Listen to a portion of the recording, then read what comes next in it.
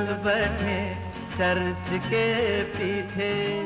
6 नवंबर 1985 को संजीव कुमार ने महज 47 साल की उम्र में दुनिया को अलविदा कह दिया था। तब तक वे 25 साल सिनेमाई दुनिया को दे चुके थे। 25 साल का उनका ये सफर बॉलीवुड के किसी सुपरहिट मसाले फिल्म से कम नहीं था। इसमें दर्शकों को लगातार चौंकाते रहने वाला अभिनय का रेंज रहा हो, बॉक्स ऑफिस में धमाल मचाती फिल्में रही हो, या फिर खूबसूरत माशूकाओं का साथ रहा हो, संजीव कुमार का जलवा किसी सुपरस्टार से कम नहीं था।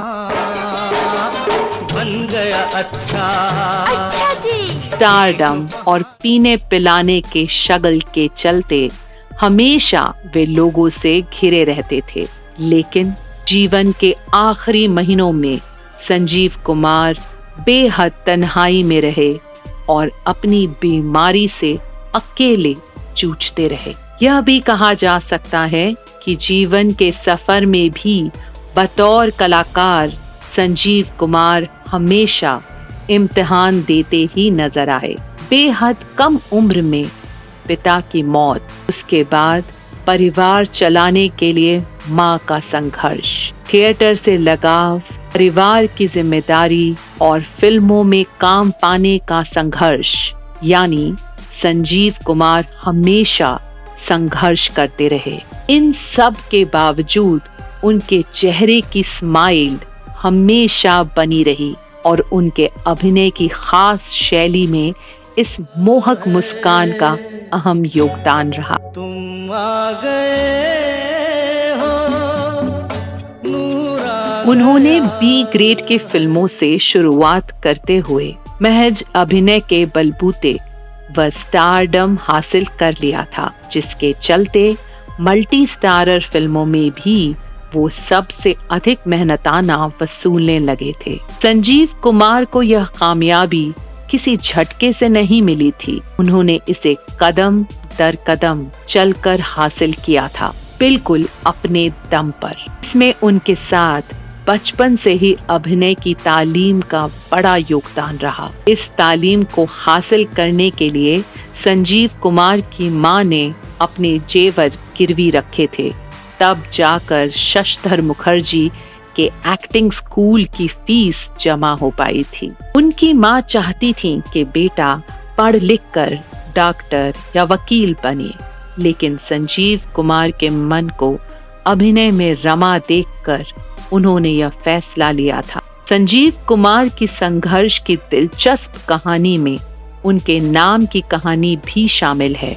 दरअसल हिंदी फिल्मों में काम तलाशने से पहले वे हरिहर जेठालाल के नाम से थिएटर की दुनिया में काम करने लगे थे। इप्टा के नाटकों में काम करने के दौरान A.K. हंगल ने चर्चित नाटक डमरू में संजीव कुमार को 60 साल के बूढ़े का रोल दे दिया था। महज 19 साल की उम्र में संजीव कुमार ने यह किरदार निभाकर लोगों को भौचक्का कर दिया था। अब मुझे हिंदी फिल्मों में काम करने की तलाश में हरिहर जेठालाल जरीवाला को पहला मौका 1960 की फिल्म हम हिंदुस्तानी में मिला था। सुनील दत्त और आशा पारेख की इस फिल्म में संजीव कुमार का रोल महज 2 सेकंड के क्लोजअप वाला था। इसके बाद उन्होंने निर्माता, निर्देशकों और स्टूडियोज के चक्कर लगाने शुरू किए। इसी दौरान थिएटर के अपने दोस्तों के साथ बातचीत करते हुए हरिहर जेठालाल ने कहा कि उन्हें अपना स्क्रीन नेम तलाशना होगा। संजीव कुमार की मां का नाम शांताबेन जरीवाला था। उन्होंने अपने दोस्तों से कहा कि नाम तो एस से रखूंगा, और उस वक्त दिलीप कुमार और अशोक कुमार की कामयाबी का असर देखते हुए उन्होंने टाइटल कुमार रखना तय किया। नाम भी तय कर लिया, संजय कुमार। संजीव कुमार के करियर की दूसरी हिंदी फिल्म आओ प्यार करें 1964 में रिलीज हुई और इसमें उनका क्रेडिट संजय कुमार गया।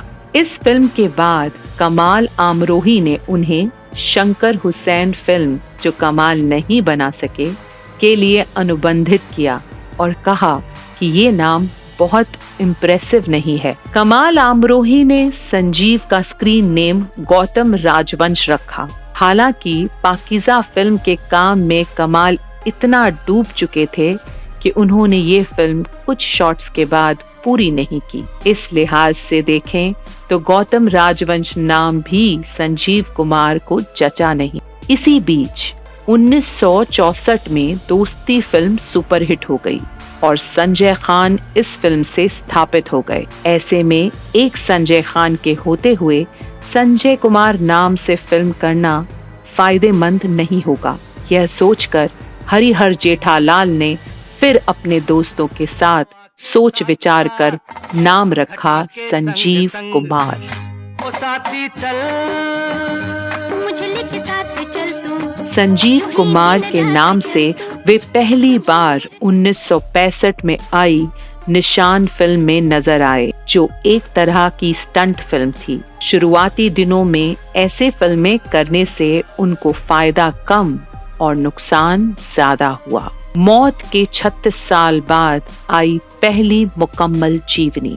नाम रखने के इस किस्से का जिक्र हाल ही में संजीव कुमार पर प्रकाशित हनीफ जावेरी और सुमंत बत्रा की किताब में है। पेंगुइन प्रकाशन से छपी एन एक्टर्स एक्टर को संजीव कुमार की आधिकारिक बायोग्राफी कहा जा रहा है। उनकी मौत के 36 सालों तक संजीव कुमार के जीवन सफर को बताने वाली कोई किताब मौजूद नहीं थी। इस कमी को काफी हद तक हनीफ जावेरी और सुमंत बत्रा की किताब ने पूरा किया है।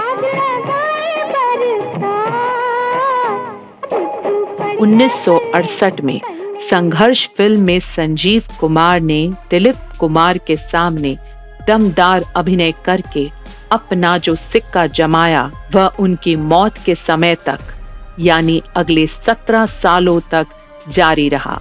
इस दौरान संजीव कुमार ने न केवल बॉक्स ऑफिस पर कामयाब फिल्में दी, बल्कि लीक से हटकर ऐसी फिल्मों में भी काम किया जो अपने दौर से कहीं आगे की फिल्में थीं। 1970 में प्रदर्शित खिलौना में मानसिक बीमारी का सामना कर रहे किरदार ने उन्हें शोहरत और कामयाबी के आसमान पर बिठा दिया। 2 साल बाद 1972 में आई कोशिश में उन्होंने बिना बोले अपनी आंखों से जादू भरा अभिनय कर दिखाया। हर तरह की फिल्में और भूमिकाएं की, लेकिन बतौर एक्टर संजीव कुमार ने खुद को कभी रिपीट नहीं किया और ना ही किसी इमेज से वे टाइप्ड हुए। उन्हें ऑल सीजन एक्टर कहा जाने लगा था। अपनी इमेज की परवाह उन्हें रत्ती भर नहीं थी। इसका अंदाजा इस बात से लगाया जा सकता है कि वह एक ही समय में अनामिका में जया भादुरी के प्रेमी की भूमिका निभा रहे थे और उसी वक्त परिचय में वे उनके पिता की भूमिका निभा रहे थे। शोले में उन्होंने जया भादुरी के ससुर की भूमिका अदा की। एक तरफ वे शोले और त्रिशूल जैसी मल्टी स्टारर फिल्मों में अपने अभिनय से लोगों का दिल जीतते रहे, वहीं दूसरी तरफ प्रयोगधर्मी फिल्मों के जरिए भी लोगों को चौंकाते रहे। 1974 में नया दिन नई रात में उन्होंने 9 तरह के किरदार निभाकर लोगों को अचरज में डाल दिया था। तो 1977 में काफी कम पैसों में सत्यजीत राय के साथ शतरंज के खिलाड़ी में काम करना स्वीकार कर लिया। 1978 में पति पत्नी और वो के रूप में सुपरहिट फिल्म दी। तो 1982 में अंगूर जैसी बेमिसाल कॉमिक फिल्म दी। 1960 से 1985 के बीच संजीव कुमार ने 153 फिल्मों में काम किया। इसमें दस्तक और कोशिश के लिए राष्ट्रीय पुरस्कार मिला। बी ग्रेड की फिल्मों में काम करके यहाँ तक पहुँचना आसान नहीं होता, लेकिन संजीव कुमार ने इस मुकाम को हासिल कर दिखाया। प्यार की नाकामी से शराब की लत तक। इस सफर में संजीव कुमार का शादीशुदा नूतन और हेमा मालिनी के साथ अफेयर जैसा संबंध भी रहा, लेकिन दोनों ही मामले में बात अटक गई। इसके बाद सुलक्षणा पंडित सहित कुछ अन्य अभिनेत्रियों के साथ भी उनके संबंधों की चर्चा हुई, लेकिन संजीव कुमार ने शादी नहीं की। प्रेम संबंधों में नाकामी या अकेलापन के दूर करने के लिए संजीव कुमार ने खुद को शराब में डुबो लिया था। संजीव कुमार बचपन से ही हृदय संबंधी रोग से ग्रस्त थे और शराब के नशे ने उनकी बीमारी को कहीं और ज्यादा बढ़ाया। करियर के चमकते दौर में महज 37 साल की उम्र में उन्हें पहली बार हार्ट अटैक आया था, लेकिन उन्होंने अपनी जीवन शैली में कोई बहुत बदलाव नहीं किया। इसका खामियाजा उन्हें भुगतना पड़ा और जल्द ही उन्हें दूसरा अटैक भी आया। इसके बाद संजीव कुमार ने अमेरिका जाकर अपनी ओपन हार्ट सर्जरी भी कराई। वे जब अमेरिका से लौटे तो उनके पूरी तरह ठीक हो जाने की उम्मीद थी, लेकिन सिनेमाई निर्माताओं के काम पर लौटने के आग्रह और फंसे हुए प्रोजेक्ट को पूरा करने की उनकी खुद की जिद ने उन्हें आराम का मौका नहीं दिया। चांद चुरा के लाया हूँ, चांद चुरा के 6 नवंबर 1985 को संजीव कुमार के निधन पर उनके दोस्त और साथी कलाकार दिनेश हिंगू ने हनीफ जावेरी से कहा था, अगर उसने शादी की होती तो वह ज्यादा दिन तक जीवित रहता। वह आराम करना नहीं जानता था। बाईपास सर्जरी के बाद भी उसने लगातार काम जारी रखा। फिल्म निर्माता उसकी मौत के जिम्मेदार हैं। मां की पुण्यतिथि के दिन दुनिया छोड़ दी। हालांकि हर साल 6 नवंबर को संजीव कुमार अपनी मां की यादों में डूब जाते थे। 6 नवंबर 1980 को उनकी मां का निधन हो गया था और इसके बाद वे महज 5 साल ही रह पाए। बीमारी का सामना करते और लगातार फिल्मों में काम करते। संजीव कुमार के इस दौर को लेकर तमाम तरह की बातों की खूब चर्चा होती रही, जिसमें उनके शराब की लत के साथ साथ कंजूस होना और महिला मित्रों पर भरोसा नहीं करने जैसी बात भी शामिल थी। कंजूसी की चर्चा होने की एक वजह तो यह भी रही होगी कि संजीव कुमार बेहद सामान्य कपड़े पहनना पसंद करते थे और आम फिल्म सितारों की तरह पहनावे पर बहुत खर्च नहीं करते थे। हालांकि उनके नजदीकी दोस्तों ने उन्हें इस बात का एहसास करा दिया था कि कोई भी उनसे मिलता जुलता है तो उसकी एक वजह उनका पैसा है। इस पर संजीव कुमार ने थोड़ा बहुत यकीन कर लिया था और जीवन के आखिरी सालों में वे जल्दी दूसरों के साथ नहीं खुलते थे। वैसे हनीफ जावेरी और सुमंत बत्रा की किताब से इन दोनों बातों में कोई बहुत सच्चाई नहीं दिखती। हनीफ जावेरी से संजीव कुमार के साथ काम करने वाली कई अभिनेत्रियों ने संजीव कुमार को अपना सबसे विश्वस्त दोस्त बनाया था। शत्रुघ्न सिन्हा और अमिताभ की शादी बचाने वाले शख्स। संजीव कुमार भले अपना परिवार नहीं बसा पाए हों, लेकिन परिवार की अहमियत का उन्हें बिल्कुल अंदाजा था। लिहाजा न केवल वे अपने परिवार के लोगों की मदद करते रहे, बल्कि दूसरों के उजड़ते घरों को भी बचाया। शत्रुघ्न सिन्हा का जब अपनी पत्नी पूनम सिन्हा से तनाव काफी बढ़ गया था, तब उसे सुलझाने में संजीव कुमार का अहम योगदान था, जिसका जिक्र शत्रुघ्न सिन्हा भी करते रहे हैं। यही वजह है कि शत्रुघ्न सिन्हा उनके आजीवन सबसे बेहतर दोस्त बने रहे और जब संजीव कुमार का निधन हुआ तो उनके पार्थिव शरीर के निकट शत्रुघ्न सिन्हा 48 घंटे तक बैठे रहे। संजीव कुमार की बहन ने अमेरिका से आने के बाद ही उनका अंतिम संस्कार किया। उनकी मौत की खबर के बाद अगले दिन मुंबई में फिल्म इंडस्ट्री में किसी तरह का कोई काम नहीं हुआ। सारी की सारी शूटिंग कैंसिल कर दी गई थी। गुलजार भी उन्हें अपना खास दोस्त मानते थे। हाल ही में पेंगुइन प्रकाशन से गुलजार के संस्मरणों पर आधारित एक पुस्तक आई है, actually I met them a memoir के नाम से। इसमें एक चैप्टर संजीव कुमार पर भी है। गुलजार ने भी अपने दोस्त और एक स्टार के बदले अपने दोस्त के तौर पर याद किया है। गुलजार और संजीव कुमार की आपस में बहुत पटती थी। परिचय फिल्म से शुरू हुए साथ के बाद इन दोनों की जोड़ी ने मौसम, आंधी और नमकीन जैसी बेहतरीन फिल्में दी। गुलजार ने भी लिखा है कि संजीव कुमार की मौत के बाद शत्रुघ्न सिन्हा 48 घंटे तक वहीं भाव शून्य बैठे रहे थे। गुलजार ने ये भी कहा है कि संजीव कुमार की मौत की वजह से भी उनका मन फिल्म बनाने से उचट गया था।